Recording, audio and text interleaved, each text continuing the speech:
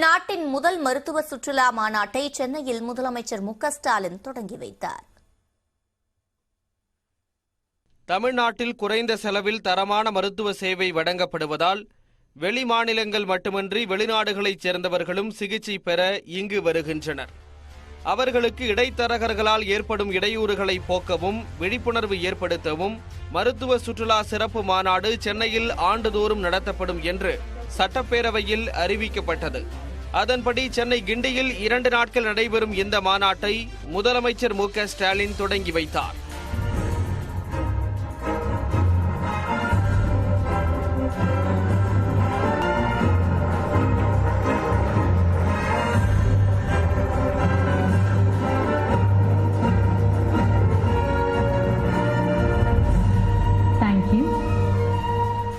இதில் Saudi Arabia, Mauritius உட்பட 20 நாடுகளில் இருந்து 70க்கும் மேற்பட்ட பிரதிநிதிகள் பங்கேற்றுள்ளனர். மருத்துவர்கள், அரசு அலுவலர்கள், தூதரக அதிகாரிகள் மற்றும் காப்பீட்டு நிறுவனங்கள் சார்பில் கலந்துரையாடல்களுக்கும் இந்த மாநாட்டில் ஏற்பாடு செய்யப்பட்டுள்ளன.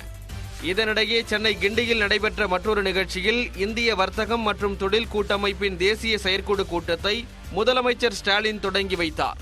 இதில் தமிழ்நாட்டின் பொருளாதாரத்தை 2030-2031 ஆண்டுக்குள் $1 டிரில்லியன் அளவுக்கு உயர்த்துவது குறித்த கட்டுரையை முதலமைச்சர் வெளியிட்டார்.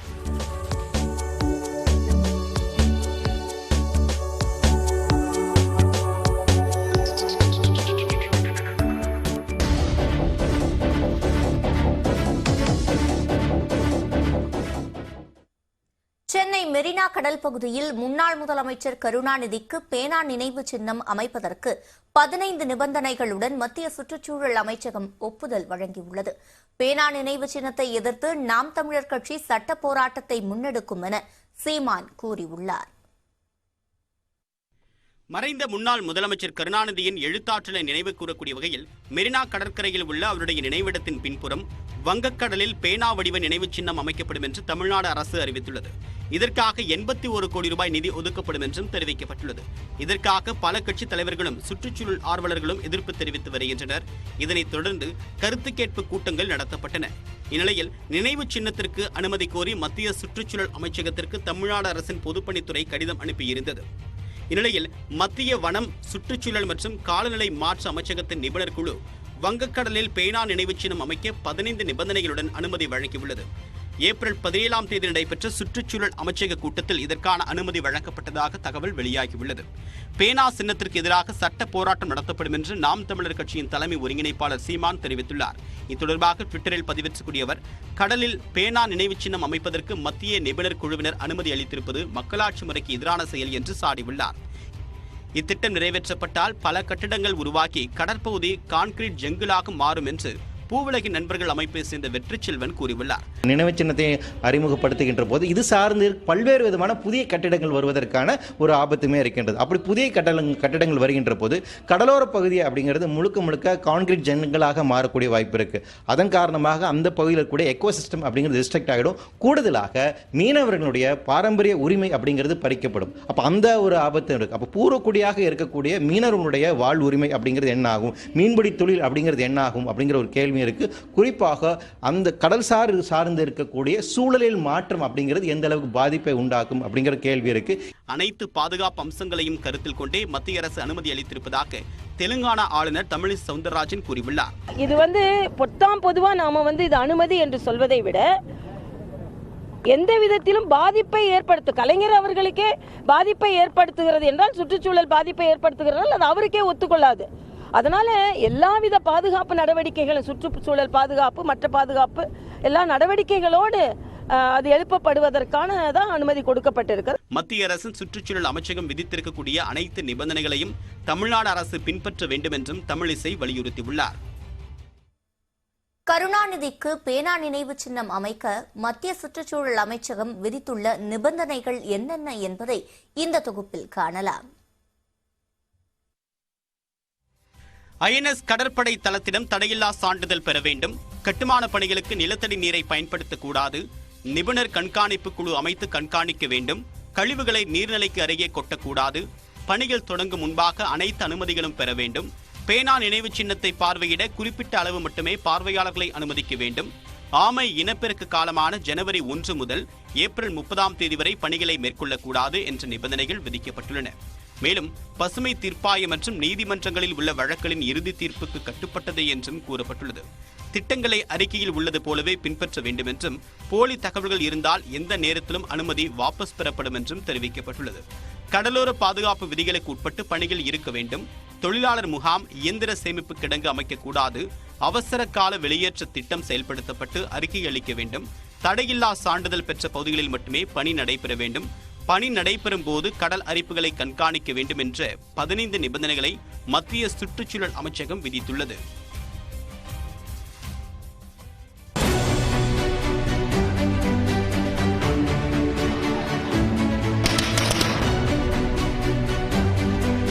ஏழைப்பட்டவங்களுக்கு நல்லது செய்யணும்.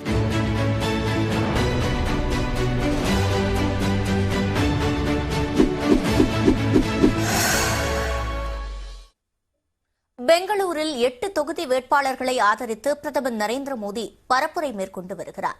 கூடுதல் தகவல்களை அங்கிருக்கும் நமது சிறப்பு செய்தியாளர் நந்தாவிடம் கேட்கலாம். நந்தா, தற்போது எந்தெந்த பகுதிகளில் பிரதமர் நரேந்திர மோடி பரப்புரையை மேற்கொள்ள இருக்கிறார்? அங்கு இருக்கும் கள நிலவரம் என்ன? சிவரஞ்சனி, பெங்களூரில் இருக்கக்கூடிய நைஸ் ரோடு ஜங்ஷன் என்று சொல்லக்கூடிய பகுதியிலிருந்து சுமணஹள்ளி நோக்கி 5 கிலோமீட்டர் தொலைவிற்கு பிரதமர் நரேந்திர மோடி அவர்கள் திறந்தவெளி வாகனத்தில் நின்றவாறு வாக்கு சேகரிப்பில் ஈடுபட்டிருக்கிறார். அந்த காட்சிகளை நாம் தற்போது பார்த்துக் கொண்டிருக்கிறோம். தற்போது சுமணஹள்ளி பகுதியில் பரப்புரையில் பிரதமர் நரேந்திர மோடி ஈடுபட்டிருக்கிறார். குறிப்பாக இந்த 5 கிலோமீட்டர் இடைவெளிக்குள்ளாக மல்லேஸ்வரம், யஷ்வந்த்புரா, மகாலட்சுமி நகர், எலவங்கா, தாசரஹள்ளி, எப்பாலா, பேட்ராய் நகரா உள்ளிட்ட 8 தொகுதி பாஜக வேட்பாளர்களை ஆதரித்து வாக்கு சேகரிப்பில் ஈடுபட்டிருக்கிறார். பிரதமரின் வருகைக்காக பெங்களூரு நகரம் முழுவதும் 3000க்கும் அதிகமான போலீசார் பாதுகாப்பு பணியில் ஈடுபடுத்தப்பட்டிருக்கிறார்கள். தற்போது இந்த நைஸ் ரோடு பகுதியில் இருக்கக்கூடிய ஜங்ஷன் பகுதியில் ஒசூர் பெங்களூர் தேசிய நெடுஞ்சாலையில் போக்குவரத்து மாற்றம் என்பது செய்யப்பட்டிருக்கிறது. இதன் காரணமாக ஒசூர் பெங்களூரு தேசிய நெடுஞ்சாலையில் சற்று போக்குவரத்து நெரிசல் ஏற்பட்டிருப்பதையும் நம்மால் பார்க்க முடிகிறது. தேர்தல் தேதி அறிவித்த பிறகு முதன்முறையாக கர்நாடக மாநிலத்தில் பிரதமர் மோடி என்பது தற்போது பரப்புரையில் ஈடுபட்டிருக்கிறார். இதன் காரணமாக உற்சாக வரவேற்பு என்பது அவருக்கு வழங்கப்பட்டு வருகிறது. வழி நெடுங்கிலும் இருமரங்கிலும் நின்று கொண்டிருக்கக்கூடிய பொதுமக்கள் மலர்களை அவர் மீது தூவி வாரி உற்சாக வரவேற்பு வழங்கி வருகிறார்கள். அந்த காட்சிகளை நாம் தற்போது பார்த்து வருகிறோம். இதற்கு அடுத்தபடியாக நாளை கோலார் உள்ளிட்ட பகுதிகளில் பிரதமர் மோடி வாக்கு சேகரிப்பில் ஈடுபட இருக்கிறார். சிவரஞ்சனி, விவரங்களை வழங்கியமைக்கு நன்றி நந்தா.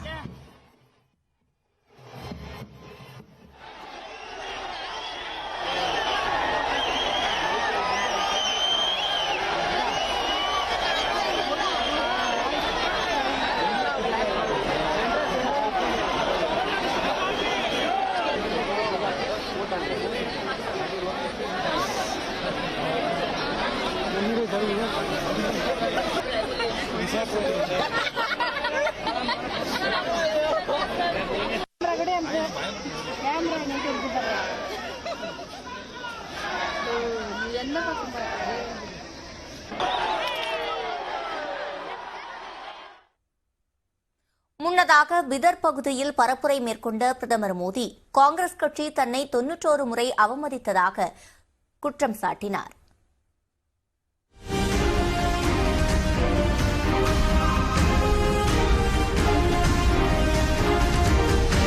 கர்நாடகாவில் வரக்கூடிய 10ஆம் தேதி ஒரே கட்டமாக தேர்தல் நடைபெறுகிறது. பாஜக, காங்கிரஸ், மதசார்பற்ற ஜனதா தளம் என்று மும்முனை போட்டி அந்த மாநிலத்தில் நிலவுகிறது.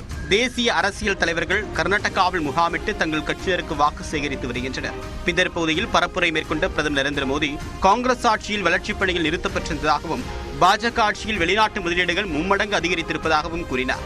கர்நாடக மக்கள் மீண்டும் பாஜகவை ஏற்க தயாராகிவிட்டதாகவும் மோடி கூறினார். விவசாயிகளுக்கு காங்கிரஸ் எதுவும் செய்யவில்லை என்றும் பிரதமர் நரேந்திர மோடி சாடினார். காங்கிரஸ் கட்சி தன்னை 91 முறை அவமதித்திருப்பதாகவும், ஆனால் ஒவ்வொரு முறையும் அந்த கட்சியே அழிந்து போவதாகவும் கூறினார். காங்கிரஸ் की नफरत उससे परमानेंट हो जाती है.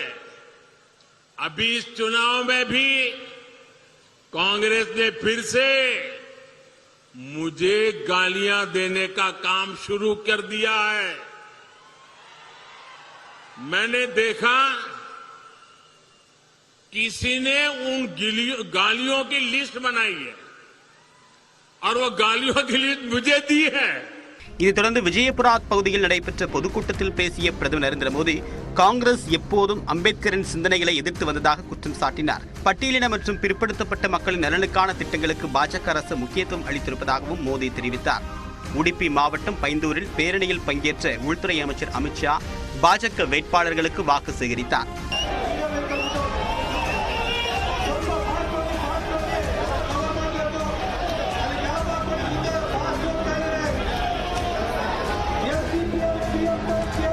கர்நாடக முன்னாள் முதலமைச்சர் சித்தராமையா தேர்தல் பரப்புரையின் போது பிடி தவறி சாய்ந்தது பரபரப்பை ஏற்படுத்தியுள்ளது. விஜயநகர மாவட்டத்திற்கு உட்பட்ட குட்லிகி தொகுதியில் சித்தராமையா பரப்புரை மேற்கொண்டார். முன்னதாக ஹெலிகாப்டர் மூலமாக விஜயநகர் சென்ற சித்தராமையா அங்கிருந்து கார் மூலமாக பரப்புரைக்கு புறப்பட்டு சென்றார். அப்போது காரில் ஏறி நின்று கொண்டு தொண்டர்களை பார்த்து கையசைத்தார். எதிர்பாராத விதமாக கைத்தவறி கீழே விழ இருந்தவரை துரிதமாக செயல்பட்டு பாதுகாவலரும் தொண்டர்களும் தாங்கி பிடித்தனர்.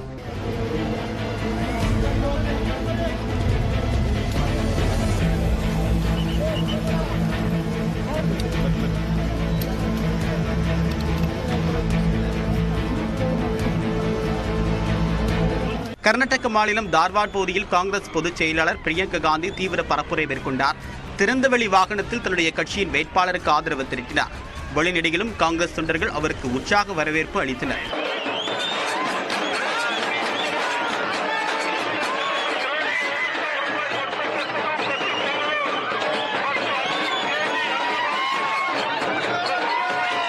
இதனிடையே காங்கிரஸ் கட்சியின் கோரிக்கையை ஏற்று பெங்களூரு, சிவாஜி நகர், காந்தி நகர், சாம்ராஜ் நகர், ராஜாஜி நகர், ஆர்ஆர் நகர், புலிகேசி நகர் ஆகிய தமிழர்கள் அதிகம் வசிக்கக்கூடிய பகுதிகளில் காங்கிரஸ் வேட்பாளர்களை ஆதரித்து மக்கள் நீதி மய்யத்தின் தலைவர் கமல்ஹாசன் பரப்புரை மேற்கொள்ள உள்ளதாக தெரிவிக்கப்பட்டுள்ளது. கர்நாடகாவில் 11,71,558 முதல் முறை வாக்காளர்கள் உள்ளனர். இது 2018 தேர்தலை விட 9.26% அதிகமாகும். முதல் முறை வாக்களிக்கும் வாக்காளர்கள் கூறும் கருத்துக்களை இப்போது பார்க்கலாம். That is our right. Actually ನಮ್ಮ ಹಕ್ಕು ಅದು. ಅದನ್ನ ನಾವು ಚೆನ್ನಾಗಿ ಯುಟಿಲೈಸ್ ಮಾಡ್ಕೋಬೇಕು. ಒಂದು ಒಳ್ಳೆ ವ್ಯಕ್ತಿನ ನಾವು ಆಯ್ಕೆ ಮಾಡಿ ಒಬ್ಬ ನಾಯಕನನ್ನ ನಮ್ಮ ಒಂದು ಪ್ಲೇಸಿಗೆ ನಾವು ಆಯ್ಕೆ ಮಾಡಿ ನಮಗೆ ಏನು ಬೇಕೋ ಸೌಕರ್ಯಗಳನ್ನ ಪೂರೈಸ್ಕೊಳ್ಳೋಂಥದ್ದು. ನಂತರ ஃபர்ஸ்ட் இப்போ நமக்கு ஜென்ரலாக யாரெல்லாம் லொக்காலிட்டியில் என்னென்னலாம் ஹெல்ப் பண்ணியிருக்காங்களோ ஸோ அவங்கள பேஸ் பண்ணி நாங்கள் ஓட் பண்ணுறதுக்கு இது பண்ணுவோம். அதுவும் இல்லாமல் நிறைய பேர் ரெஃபர் பண்ணுவாங்க. ஸோ இவங்களுக்கு ஓட் பண்ணுங்கள், இவங்களுக்கு ஓட் பண்ணுங்கள். ஸோ நம்ம அவங்க பேச்சு கேட்குறத விட நம்மளுக்கு யார் கரெக்டான பர்சன் தோணுதோ அவங்களுக்கு ஓட் பண்ணால் நல்லதாக இருக்கும்னு எங்கள் ஐடியா. எப்படி இருக்கும்? நீங்கள் முதல்ல போய் வாக்களிக்க போகிறீங்க, அது எப்படி இருக்கும்னு நினைக்கிறீங்க? ஸோ எக்ஸைட்டிங்காக இருக்கும். எனக்கு ஃபர்ஸ்ட் ஓட் இப்போ தான் ஃபஸ்ட் டைம் ஓட் போட போகிறேன். ஓட்டர் ஐடி அப்ளை பண்ணிக்க, ஓட்டர் ஐடி ரெடியாக இருக்குது, வரும். ஃபர்ஸ்ட் டைம் ஓட் போடுறதுனால ஸோ எக்ஸ்பீரியன்ஸ் பண்ணணும். சொசைட்டிக்கு நல்லது செய்கிற லீடராக வேணும். ஃபர்ஸ்ட் ஆஃப் ஆல் எல்லாம் நல்ல லீடர்ஷிப் குவாலிட்டி இருக்கிற லீடராக நாங்கள் எதிர்பார்க்குறோம். அது இல்லாமல் இப்போ நான் ஃபர்ஸ்ட் டைம் ஓட் பண்ண போகிறதுனால ரொம்ப கியூரியாசிட்டி அண்ட் அந்த எக்ஸ்பீரியன்ஸ் ஃபீல் பண்ணுறதுக்கு ரெடியாக இருக்கிறேன். உங்கள் அப்சர்வேஷன்லேருந்து என்னென்ன இது வரைக்கும் ஃபர்ஸ்ட் டைம் ஓட்டர்ஸ்க்கோ இல்லை யங்ஸ்டர்ஸ்க்கோ என்ன கிடைக்கணும்னு நினைக்கிறீங்க? ஃபர்ஸ்ட் டைம் ஓட்டர்ஸ்க்கு நான் எல்லாருக்கும் என்ன சொல்ல விரும்புறேன்னா, லாஸ்ட் டைம் இருந்ததை விட இந்த டைம் ஓட்டிங் பர்சன்டேஜ் இன்க்ரீஸ் ஆகணும்னு நான் ஒரு யங்ஸ்டராக விஷ் பண்ணுறேன். மேம் இன்க்ரீஸ் ஆகணும்னு நான் விஷ் பண்ணேன். ஃபர்ஸ்ட் என்னோட லொக்காலிட்டியில் எப்படி இருக்கு, என்னென்ன ஹெல்ப் பண்ணியிருக்காங்கன்றது பார்ப்பேன்.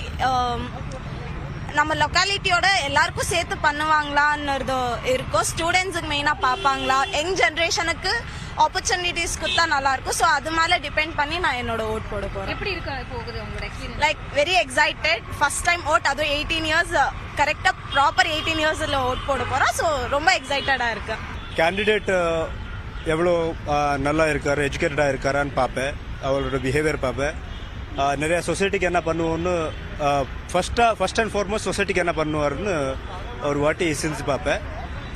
ஸோ நார்மலி ஃபர்ஸ்ட் டைம் ஓட்டராக இது லஞ்சமெல்லாம் கொடுத்து ஓட்டு வாங்குவாங்களே, அதெல்லாம் எதுக்கு பண்ணுறாங்கன்னு லாஜிக்காக திங்க் பண்ணும்போது ஐடியா கிடைக்காது. எதுக்கு பண்ணுறாங்க, அவ்வளோ அந்த மாதிரி ஓட்டு கிடைச்சா அவங்க என்ன அட்வான்டேஜ், அவங்களுக்கு இன்னொரு லாஜிக் கிடையாது.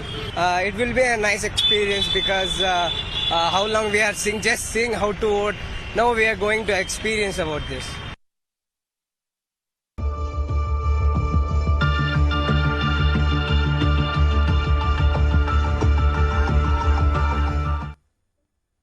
திருச்சி திருச்சி அருகே லால்குடி காவல் நிலையம் முன்பு சிறை காவலர் தீக்குளித்து உயிரிழந்த சம்பவம் பெரும் பரபரப்பை ஏற்படுத்தியுள்ளது.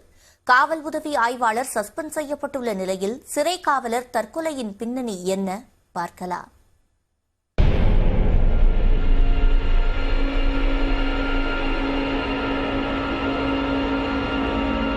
ஒரு சின்ன பொண்ணு பேச்சை கேட்டுக்கிட்டு எந்த ஒரு விசாரணையுமே பண்ணாம ஜட்டியோட நிக்க வச்சு காலால அடிச்சிருக்காங்க.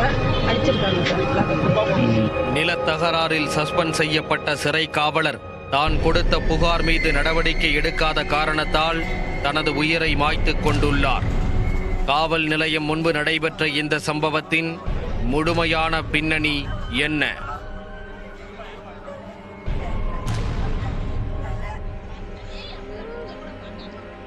திருச்சி மாவட்டம் லால்குடி அருகே உள்ள செம்பரை கிராமத்தைச் சேர்ந்தவர் மணி. இவருக்கு ராஜா, நிர்மல், சதீஷ் என 3 மகன்களும் 2 மகள்களும் உள்ளனர். மூத்த மகனான ராஜா லால்குடி கிளை சிறையில் முதல் நிலை காவலராக பணியாற்றி வந்தார்.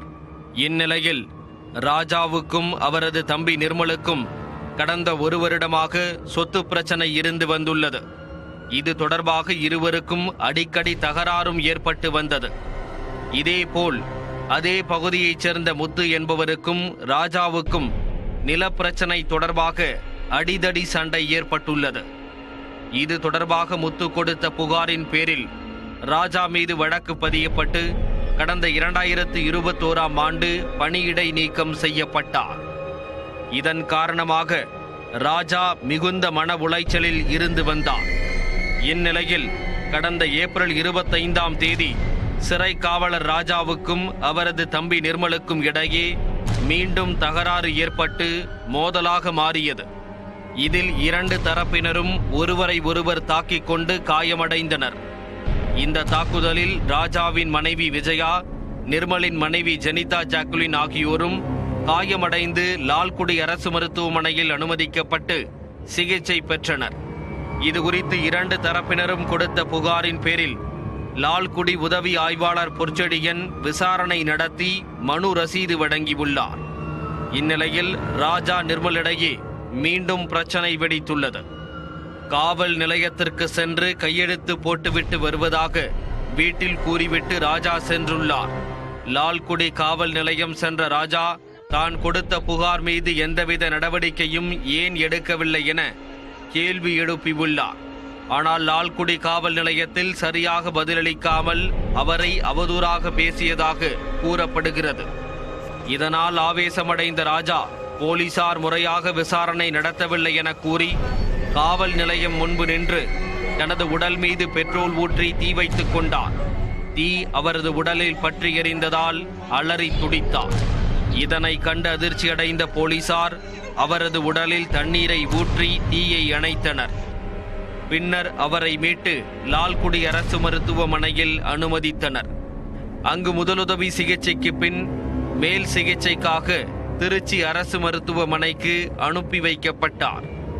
அங்கு 80% தீக்காயத்துடன் சிகிச்சை பெற்று வந்த ராஜா சிகிச்சை பலனின்றி உயிரிழந்தார். இதையடுத்து சரிவர விசாரணை செய்யாத லால்குடி காவல் நிலைய உதவி ஆய்வாளர் பொற்செடியன் என்பவரை திருச்சி சரக காவல்துறை துணைத் தலைவர் சரவண சுந்தர் பணியிடை நீக்கம் செய்து உத்தரவிட்டார். விசாரணை யாருமே பண்ண கிடையாது சார். சொத்து பிரச்சனைக்கு விசாரணை பண்ணக்கூடாது. இந்த பொண்ணு கம்ப்ளைண்ட் கொடுத்ததுக்கு எந்த ஒரு விசாரணையுமே எங்கள்கிட்ட பண்ண கிடையாது சார். வாங்க விசாரிக்கணும்னு கூட்டிகிட்டு போயிட்டு லாக்கப்பில் உட்கார வச்சு அவர் அவமானப்படுத்திருக்காரு சார். அவரும் ஒரு பணியில் தானே சார் இருந்தார். அவரும் ஒரு காக்கி சட்டை போட்டவர் தானே சார். அந்த மன உளைச்சல் அவர் பாதி மன உளைச்சல் ஆயிடுச்சு பட் எல்லாமே சேர்ந்து மன உளைச்சல். அவங்க பெற்றவங்கலேருந்து அவங்க தம்பி பிள்ளைங்கள்லேருந்து எஸ்ஐலேருந்து எல்லாமே ரொம்ப மன உளைச்சல் கொடுத்துருக்காங்க சார். ஏற்கனவே அவர் வந்து சஸ்பெண்டில் இருக்குன்னு சொல்லிட்டு அதுவே பாதி மன உளைச்சல் சார். வேலைக்கு போகல, ஒன்றுக்கும் போகல, குடும்ப கஷ்டம்.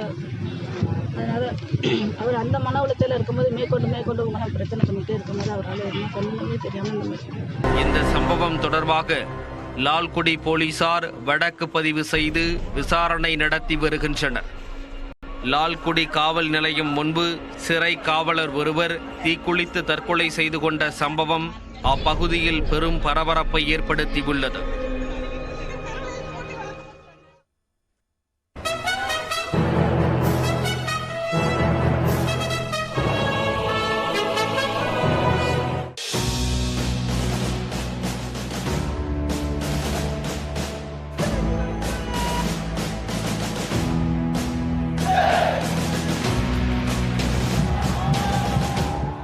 சென்னை பரங்கிமலையில் உள்ள ராணுவ அதிகாரிகள் பயிற்சி அகாடமியில் முப்படைகளுக்கான அதிகாரிகள் உருவாக்கப்பட்டு வருகின்றனர். இதன் தனிச்சிறப்பு என்னவென்றால் நாட்டிலேயே இங்கு மட்டும்தான் பெண் ராணுவ அதிகாரிகளுக்கு பயிற்சி அளிக்கப்படுகிறது.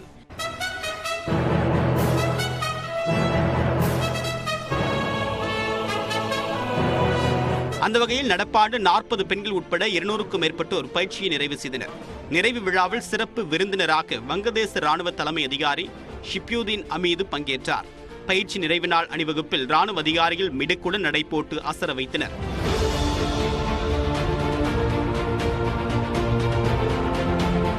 பதினோரு மாத பயிற்சியின் போது சிறப்பாக விளங்கிய வீரர்களுக்கு பதக்கங்கள் வழங்கப்பட்டன.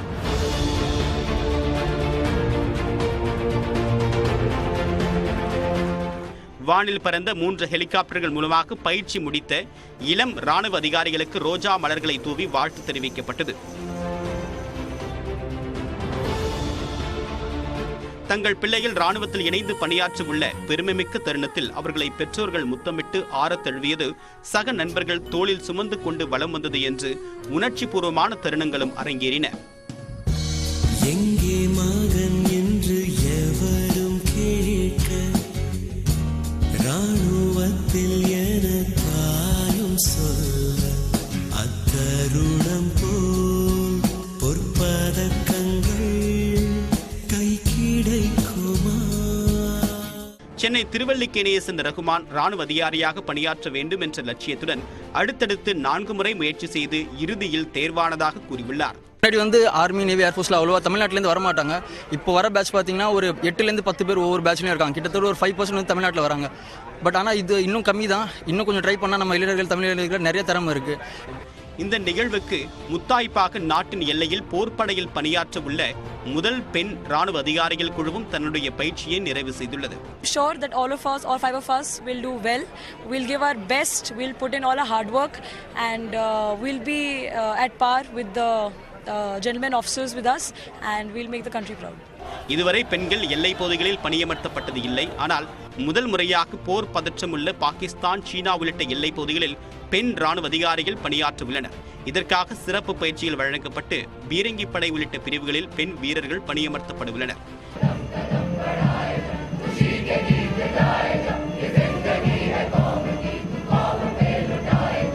இவர்கள் மட்டுமின்றி கல்வான் தாக்குதலில் வீர மரணமடைந்த வீரர் தீபக்கின் மனைவி ரேகா சிங்கும் பயிற்சி முடிந்து லெப்டினன்டாக பதவியேற்றார். கடந்த 2020ஆம் ஆண்டு லடாக் ஒட்டிய கல்வான் பள்ளத்தாக்கு பகுதியில் சீன வீரர்களுடனான மோதலில் வீர சக்ரா நாயக் தீபக் சிங் கொல்லப்பட்டார். இந்நிலையில் அதே லடாக்கில் எல்லைக்கோட்டு பகுதிக்கு அவருடைய மனைவி ரேகா சிங்கும் ராணுவ வீரராக பணியாற்ற செல்ல உள்ளது குறிப்பிடத்தக்கது. இனி சில முக்கிய செய்திகளை 1 நிமிட தொகுப்புகளாக பார்க்கலாம்.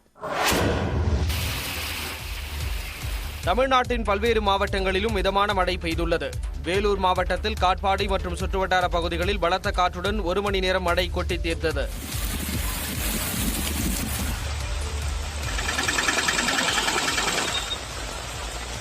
ராணிப்பேட்டை மாவட்டம் ஆற்காடு, வாலாஜாபேட்டை, சோளிங்கர், நெமிலி உள்ளிட்ட பகுதிகளில் திடீரென மழை பெய்தது. இதனால் ராணிப்பேட்டை நகரில் சாலை ஓரம் தண்ணீர் தேங்கியது.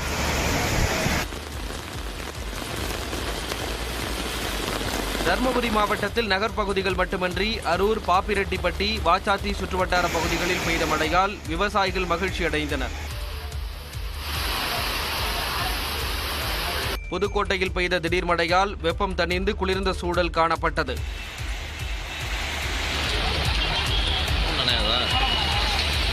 காஞ்சிபுரம் மற்றும் அதன் சுற்றுவட்டாரங்களில் திடீரென பெய்த மழையால் மக்கள் மகிழ்ச்சி அடைந்தனர்.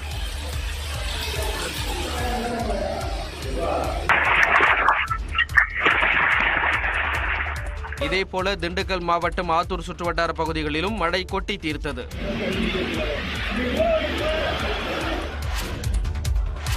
பாலிஸ்டர் நூல்களுக்கான தரச் சான்றிதழ் பெறக்கூடிய நடைமுறையால் ஜவுளி தொழில் பாதிக்கப்படுவதாக முதலமைச்சர் மு.க. ஸ்டாலின் தெரிவித்துள்ளார். மத்திய ஜவுளித்துறை அமைச்சர் பியூஷ் கோயலுக்கு அவர் எழுதியிருக்கக்கூடிய கடிதத்தில் தர கட்டுப்பாட்டு ஆணைகளை நடைமுறைப்படுத்த அளிக்கப்பட்டுள்ள கால அவகாசம் போதாது என்று குறிப்பிட்டுள்ளார். ஜவுளி உற்பத்தியாளர்கள் 6 மாதங்களுக்கு முன்பே திட்டமிட்டு மூலப்பொருட்கள் கொள்முதல் செய்யக்கூடிய நிலையில் மத்திய அரசின் தர கட்டுப்பாட்டு ஆணையால் உற்பத்தியாளர்கள் இழப்பை சந்திக்க நேரிடும் என்றும் சுட்டிக்காட்டியுள்ளார். விஸ்கோஸ் மற்றும் பாலிஸ்டர் இழைகளுக்கு பொதுவான தர கட்டுப்பாடு ஆணை பொருந்தாது என்று கூறியுள்ள முதலமைச்சர் அவற்றின் தனித்துவமான பண்புகளுக்கு ஏற்றவாறு கட்டுப்பாட்டு ஆணையை மாற்றி அமைக்க வேண்டும் என்றும் கேட்டுக் கொண்டுள்ளார். பெரும்பாலும் சிறு குறு நடுத்தர நிறுவனங்களே ஜவுளி தொழிலில் ஈடுபட்டக்கூடிய நிலையில் அதிக செலவாகக்கூடிய BIS தரச்சான்று பெற முடியாத நிலை இருப்பதாக முதலமைச்சர் குறிப்பிட்டுள்ளார். செயற்கை இழை பஞ்சு மற்றும் விஸ்கோஸ் பஞ்சுக்கு தர கட்டுப்பாட்டிலிருந்து விலக்களிக்க வேண்டும் என்று முதலமைச்சர் மு க ஸ்டாலின் வலியுறுத்தியுள்ளார். தானியங்கி எந்திரம் மூலம் மதுபானம் விற்பனை செய்யும் திட்டத்தை உடனடியாக கைவிட வேண்டும் என அதிமுக பொதுச் செயலாளரும் எதிர்க்கட்சித் தலைவருமான எடப்பாடி பழனிசாமி வலியுறுத்தியுள்ளார். இது தொடர்பாக அவர் வெளியிட்டுள்ள அறிக்கையில், இளைஞர்களை சீரழிக்கும் வகையில் தானியங்கி எந்திரம் மூலம் மது விற்பனையை தொடங்கியிருப்பது கடும் கண்டனத்திற்குரியது என தெரிவித்துள்ளார். பெண்கள், சிறுவர்கள் உட்பட அனைத்து தரப்பினரும் வந்து செல்லும் வணிக வளாகங்களில் இப்படி மது விற்கப்படுவது என்ன மாதிரியான எண்ணங்களை விதைக்கும் என்ற யோசனை கூட அரசுக்கு இல்லையா என கேள்வி எழுப்பியுள்ளார்.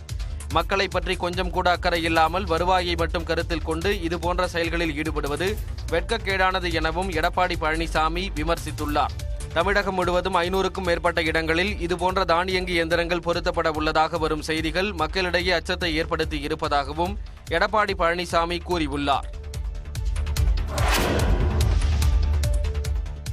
தருமபுரி மாவட்டம் பாப்பிரெட்டிப்பட்டி அருகே பூதிநத்தம் கிராமத்தில் வீட்டில் பதுக்கி விற்கப்பட்ட மது பாட்டில்களை பெண்கள் சாலையில் வீசி உடைத்தனர். அண்மை காலமாக இப்பகுதியில் வீட்டில் வைத்து சட்டவிரோதமாக மதுபானம் விற்பனை செய்யப்படுவது அதிகரித்து வருகிறது. இதனால் ஆத்திரமடைந்த பெண்கள் மதுபானம் விற்ற நபர் ஒருவரின் வீட்டை முற்றுகையிட்டு வீட்டில் இருந்த மது பாட்டில்களை ஆவேசமாக தூக்கி சாலையில் எறிந்து உடைத்தனர்.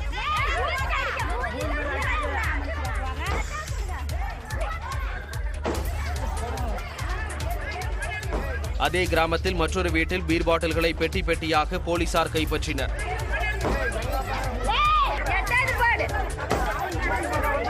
பூதிநத்தம் கிராமத்தில் பலர் மது போதையிலேயே சுற்றித் திரிவதாகவும் இதனால் குடும்பத்தில் சண்டை அதிகமாக வருவதாகவும் பொதுமக்கள் வேதனை தெரிவித்தனர்.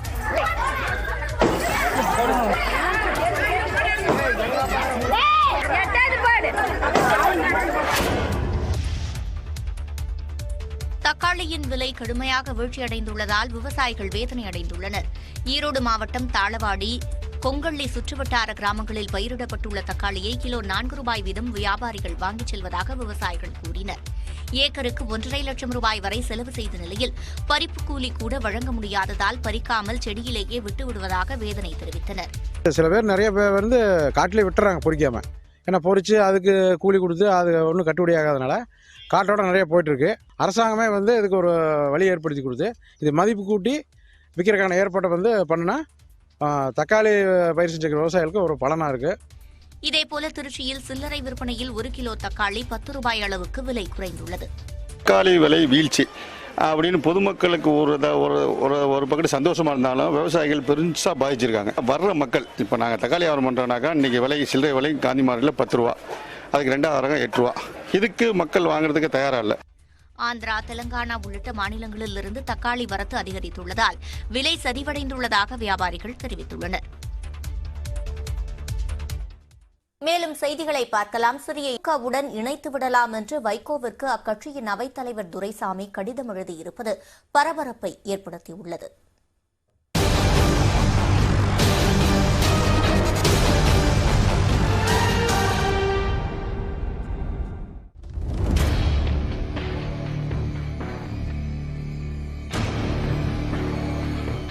மதிமுக தலைமை மீது அதிருப்தியில் இருந்து வந்த அந்த கட்சியின் அவைத்தலைவர் திருப்பூர் துரைசாமி கட்சியின் பொதுச் செயலாளர் வைகோவுக்கு கடிதம் எழுதியுள்ளார். அதில் தங்களுடைய அண்மைக்கால நடவடிக்கையால் மதிமுகவிற்கு மக்கள் மத்தியில் அவப்பெயர் ஏற்பட்டிருப்பதாக விமர்சித்துள்ளார். சந்தர்ப்பவாத சுயநல அரசியலுக்கு தாங்களும் அப்பாற்பட்டவர் இல்லை என்பதனை அறிந்த கட்சி உறுப்பினர்கள் தங்களை புதுப்பித்துக் கொள்ள முன்வராத நேரத்தில் புதிய உறுப்பினர்களை சேர்ப்பதில் கட்சி நிர்வாகிகளிடம் தொய்வு ஏற்பட்டுள்ளதாக குறிப்பிட்டுள்ளார். மகனை ஆதரித்து அரவணைப்பதும் தங்களுடைய சந்தர்ப்பவாத அரசியலும் தமிழ்நாட்டு மக்களை எள்ளி நகையாட வைத்துவிட்டது என்பதை தாங்கள் இன்னமும் உணராமல் இருப்பது வருத்தமளிப்பதாக அவர் கூறியுள்ளார். அன்று திமுகவில் தங்களுக்கு ஒரு இடர்பாடு வந்தபோது குடும்ப அரசியலுக்கு எதிராக தொண்டர்களை தூண்டிவிட்டதாகவும், ஆனால் தற்போது அதற்கு நேர் எதிர்மாறாக தங்களுடைய குடும்பத்தினருக்கு கட்சியில் பொறுப்பு வழங்க தீர்மானம் நிறைவேற்றி வருவதாகவும் சாடியுள்ள துரைசாமி, இப்படிப்பட்ட நடவடிக்கைகள் தங்கள் குடும்ப மறுமலர்ச்சிக்கு தான் என்பதை தங்களுடைய செயல்பாடு வெளிச்சம் போட்டு காட்டுவதாக விமர்சித்துள்ளார். கடந்த 30 ஆண்டுகளாக வைகோவின் உணர்ச்சிமிக்க பேச்சை நம்பி வாழ்க்கையை இழந்த தொண்டர்கள் மேலும் ஏமாற்றம் அடையாமல் இருக்க மதிமுகவை திமுகவுடன் இணைத்து விடுவது சமகால அரசியலுக்கு சாலச் சிறந்தது என்றும் துரைசாமி சாடியுள்ளார். அதே நேரம் பரபரப்பை ஏற்படுத்தவே திருப்பூர் துரைசாமி கடிதம் எழுதியிருப்பதாக மதிமுக தலைமை கழக செயலாளர் துரை வைகோ குற்றம் சாட்டியுள்ளார். பரபரப்பை உருவாக்குறதுக்காண்டி தான் அவர் இந்த செய்தியை இந்த கடிதத்தை வந்து பத்திரிகை நண்பர்கள்கிட்ட கொடுத்திருக்காங்க. அதை சொல்றோம், அதுல எந்த கடிதத்துல எந்த அளவு உண்மையும் கிடையாது. அதிமுகவினுடைய செல்வாக்கு சரிந்து விட்டது, சுயநலம் மிக்கவராக வைகோ மாறிவிட்டார், அது வந்து உங்களுடைய மனசாட்சியை நீங்களே கேட்டு பாருங்க அப்படின்னு சொல்லி அந்த கேள்வி எழுப்புறாரு. அவர் சொல்றதுல இயக்கத்திலேயே குழப்பம் சொல்றாரு. அப்ப யாராவது இப்ப இருக்கிறாங்க, இந்த அவருடைய தலைவருடைய முடிவுகள்லயும் சரி, தலைவருடைய நிலைப்பாடுலயும் ஒரு எதிர்ப்பு நிலைமையில் இருக்கிறவங்க இத்தனை பேருக்கு சொல்லி ஒரு பட்டியல் போட்டு செய்யட்டும். அப்படி இல்லை, அவர் ஒரு மனிதரா இருந்துகிட்டு அவர் தொடர்ந்து இந்த மாதிரி வந்து கிட்டத்தட்ட அவர் கொஞ்ச நாளாவே பண்ணிட்டு இருக்கிறாரு. மதிமுக தனித்து இதே மாதிரி பயணிக்குமா, இல்ல திமுகவாக மாறுவதற்கான சூழல் இருக்குமா? தொண்டர்களுடைய எதிர்பார்ப்பு எப்படி இருக்கு? இது வந்து தொண்டர்களும் சரி, நிர்வாகிகளும் சரி, இதுல துரிய அளவுக்கு அவர் சொல்ற கருத்துல உடன்பாடே கிடையாது. இந்நிலையில் திருப்பூரில் உள்ள இல்லத்தில் தன்னுடைய ஆதரவாளர்களுடன் துரைசாமி ஆலோசனை நடத்தினார். அப்போது தான் திமுகவில் இணைய மாட்டேன் என்றும் அவர் திட்டவட்டமாக கூறினார். நான் அந்த பையனுக்கெல்லாம் பதில் சொல்ல தயார் இல்லை. வைகோ சொல்றாங்க, வைகோ பதில் சொல்லுங்க. இல்லை, இன்றைய நிலையில அவர் தானே கட்சி அதெல்லாம் நான் மதிக்கிறதே இல்லையே. சின்ன பையன் அப்போ வாரிசு அரசியலை கடுமையாக எதிர்க்கிறீங்க நீங்களும்? அப்படி சொல்லிதான் கட்சி ஆரம்பிச்சது. கட்சியினுடைய வளர்வதற்கான எந்த ஒரு திட்டமும் இல்லை நம்மகிட்ட. இப்போ நீங்கள் திமுகவில் போய் இணையறீங்க அப்படின்னாக்கா அவங்க கூட வர்றது எப்படி இருப்பாங்க? என்ன நான் அதெல்லாம் என்ன சொல்லியிருக்கேன், சரி கட்சி திமுக இணைச்சு விடுறதுன்னு சொல்லியிருக்கிறேன். ஜனநாயக முறைப்படியே கட்சி தலைமைக்கு எதிராக கருத்து சொல்லி இருப்பதாகவும் வைகோவின் பதிலுக்காக காத்திருப்பதாகவும் திருப்பூர் துரைசாமி தெரிவித்தார். டெல்லியில் போராட்டம் நடத்தி வரும் மல்யுத்த வீராங்கனைகளுக்கு பிரியங்கா காந்தி நேரில் ஆதரவு தெரிவித்த நிலையில் தனக்கு எதிரான இந்த போராட்டத்தின் பின்னணியில் காங்கிரஸ் உள்ளதாக இந்திய மல்யுத்த சம்மேளனத்தின் தலைவர் பிரிஜ் பூஷன் சரண் சிங் குற்றம் சாட்டியுள்ளார். விளையாட்டிற்காக வாழ்நாள் முழுவதையும் அர்ப்பணித்து பல்வேறு பதக்கங்களை வென்று நாட்டின் அடையாளமாக திகழ்ந்த வீரர் வீராங்கனைகள் அடிப்படை உரிமைக்காக சாலையில் இறங்கி போராடக்கூடிய நிலைக்கு தள்ளப்பட்டுள்ளனர்.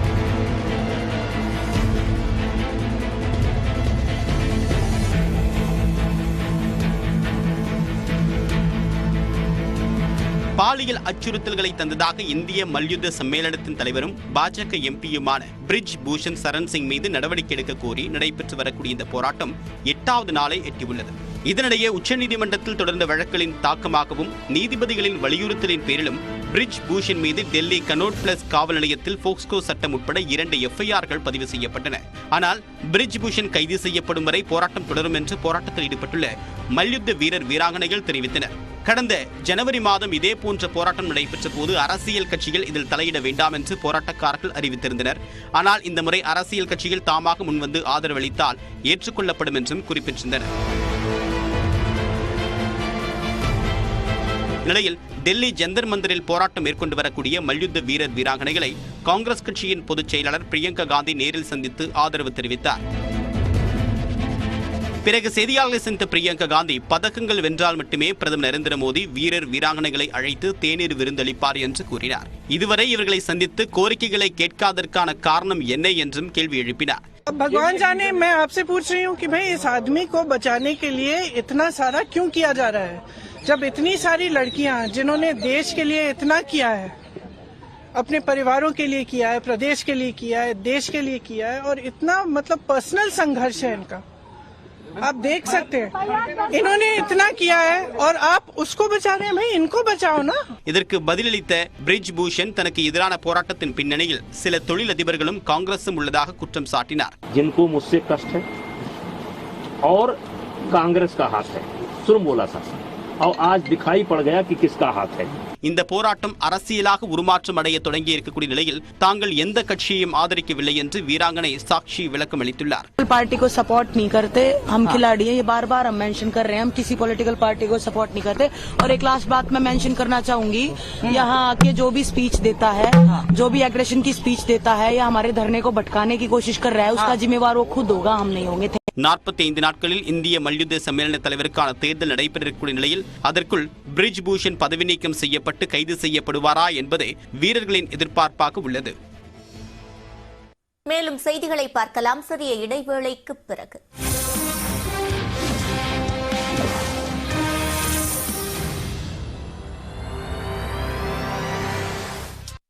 India's largest news network.